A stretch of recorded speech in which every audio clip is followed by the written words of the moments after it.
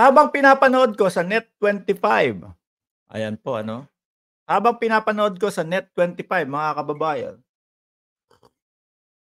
hindi madiretso ni Senator Amy Marcos na ano, tingin ko totoo 'yan, eh. Hindi niya madiretsa lang, pero gano'n po ang gusto niyang iparating sa taong bayan, ano. Kung hindi ako nagkakamali ng aking pag-aanalisa doon sa kaniyang mga tinuran o mga sinabi, mga bossing. Sabi ni Axman 806, Arlene ng Ibaba, Calapan City. Okey, 806 na pala like natin.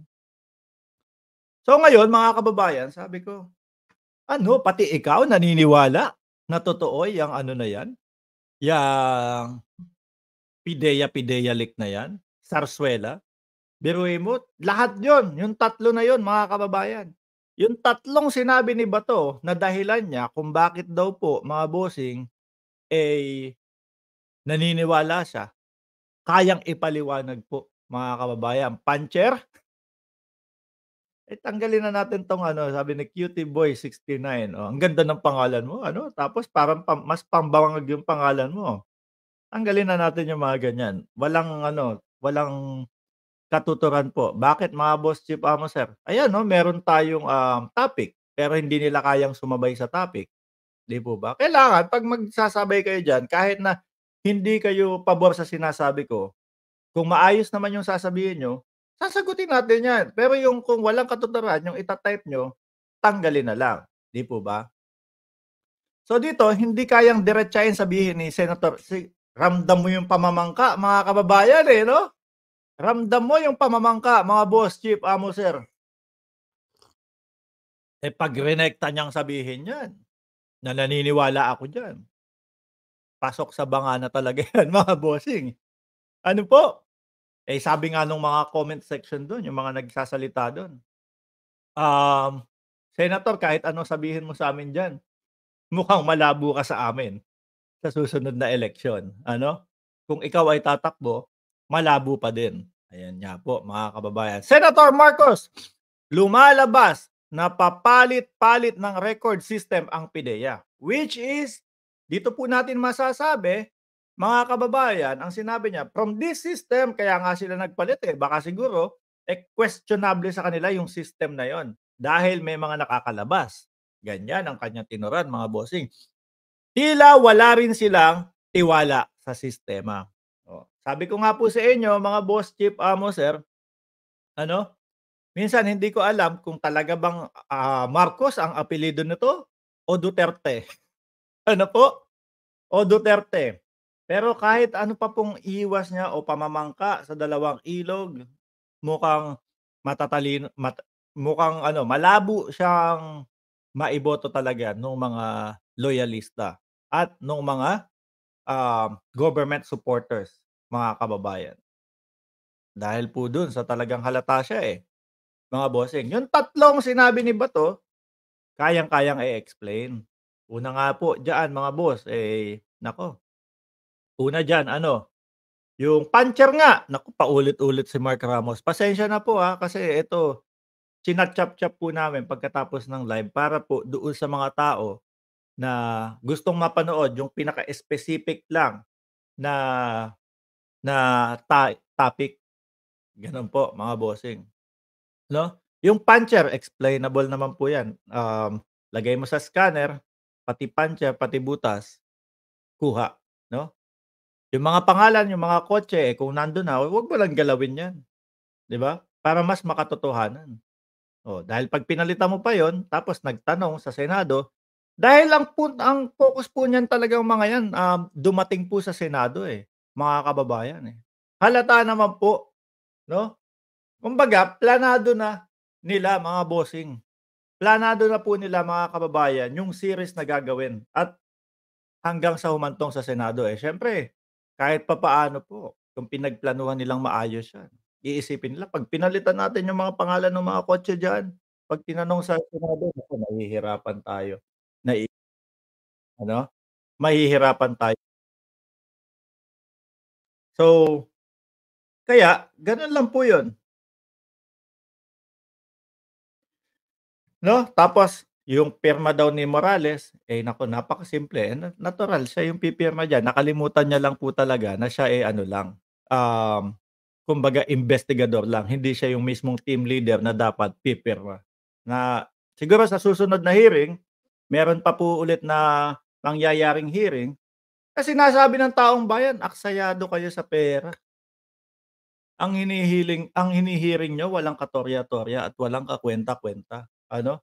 Yung inyong, main man diyan na panlaban, eh, wala man lang talagang ano, wala man lang talagang maipakitang ebidensya. Lahat hearsay tapos umaalagwa pa yung hearing ninyo. Oh, nawala na yung likes niyo, sino pa yung mga nag-like? Ayan, i-comment niyo lang diyan kung pang-ilan yung like niyo, ano, nandito yung like button, ayan. So, eto nga po mga kababayan, at eto, muntik ko na makalimutan dito sa topic ni Senator Amy Marcos.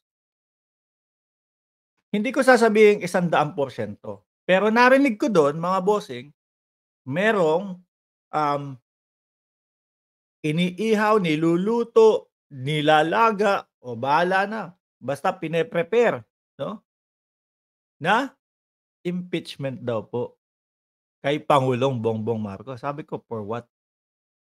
Dahil saan diyan? Dahil diyan sa ano, PIDEA leak na peke naman yung dokumento? Ipapa-impeach niyo ang ating pangulo? For what? 'Di po ba mga kababayan? Para saan? Oh, isa lang po ang iniisip ko dito 'no, about sa impeachment na kanilang niluluto, mga kababayan. Ang iniisip ko dito mga bossing, eto pong ICC, mga kababayan. Dadating tayo diyan sa punto na pag-uusapan natin yung ICC mga bossing. Konting-konti na lang po, alam niyo naman po tayo, pinagkakasya natin lahat sa isang oras po, eh. Hindi natin pinapahaba na 2 oras, 3 oras. Para lang po dumami yung ano, kumbaga saktong saktong 5 topic, oh, 1 oras, tagsa 10 minuto o tagdo-12 minutos kada isang topic. Ang nararamdaman ko dito mga kababayan, na kailangan mapabagsak agad, mapababa agad 'no, matanggal agad sa puwesto ang ating pangulo dahil nga dito sa umaalingaw-ngaw na International Criminal Court na welcome back mga bossing 'no. Kaya lang po mga kababayan, ang napapansin ko, kada mautog nila, anak ng tinapa, pababa ng pababa yung numero. Kahit po sabihin ng mga DDS vloggers na dumadami ang sumasama, oh, dun na lang sa huli sa Davao, 6,000. Sabi ng PNP, tinatayang mga 6,000 ang dumalo dito sa Mautog Rally, 'no? Tapos sabi ng mga vlogger nila, 100,000 na at talagang solid, ang dami ng taong pumupunta dito. Sa Mautog daw po. Makikita mo, oh, pagka lininawan mo yung ano, drone shot. Eh, sabi ko, ano ba lumala ba yung COVID? Sabi ni Boy Tan, ano yan, pang 1,200 likes um, Boy Tan, ayan, Nay Nat, oh, yan. Sabi ko, ano ba lumala ba yung COVID? Sabi ng gobyerno kapagka may COVID, 6, kumbaga 6 na ano lang, 'di po ba? Eh, ngayon parang sila doon sa mautog nila do'n sa Davao, dumoble. Ang lalayo po ano. Eh, puwede kang magpa-tumbling-tumbling do'n habang nagsasalita si dating Pangulong Duterte. Mga kababayan,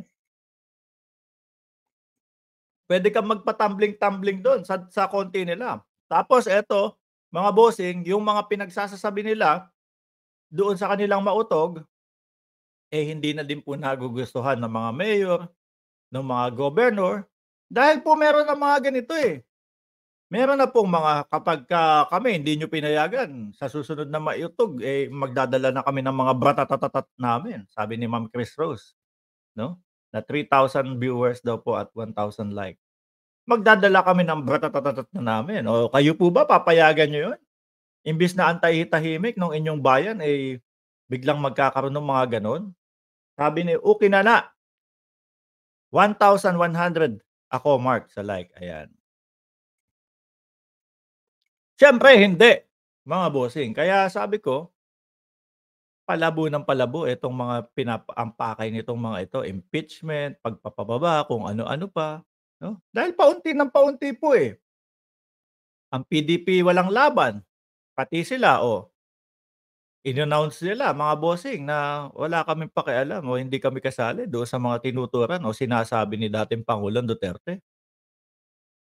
Siya lang 'yan, kung ano yung sinabi ni Duterte sa kaniyang mga rally, siya lang 'yan, 'di po ba?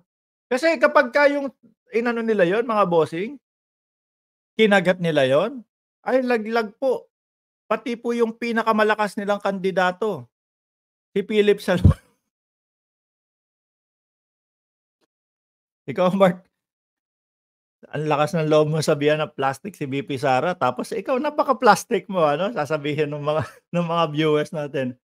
Sasabihin mo, "Ikaw Mark napaka-plastic mo." Sasabihan mong plastic si VP Sara tapos sasabihin mo, napakalakas ni Philip Salvador na kandidato nila. Tapos matatawa ka, oo. Kapagka po sinuportahan nila yon at nakita ng taong bayan, malalaglag po yung pinakamalakas na ano na kandidato nila na si Philip Salvador na magpapakamatay po para po kay, Pangulong Rodrigo Duterte, 'no? Sabi ko, palpak dun, sana sinabi mo para sa bayan, hindi para kay Digong. Kasi nga ano mga bossing, kagaya diyan si Binoy, si Bato, nung huling mga hearing nung mga huling mga press con kay ano, kay Pastor Kibuloy, sabi magba-bodyguard. Sabi sabi na tuloy ng taong bayan, si Ipe eto gagawin nito malamang magba-bodyguard lang din 'to kay ano, kay Digong, oo. Kaya po yang tingin ko, yun yung pinaka-perfect word na nadulas, na merong impeachment, na niluluto sila kay Pangulong Bongbong Marcos. Tingin ko yun po yung pinaka-perfect word.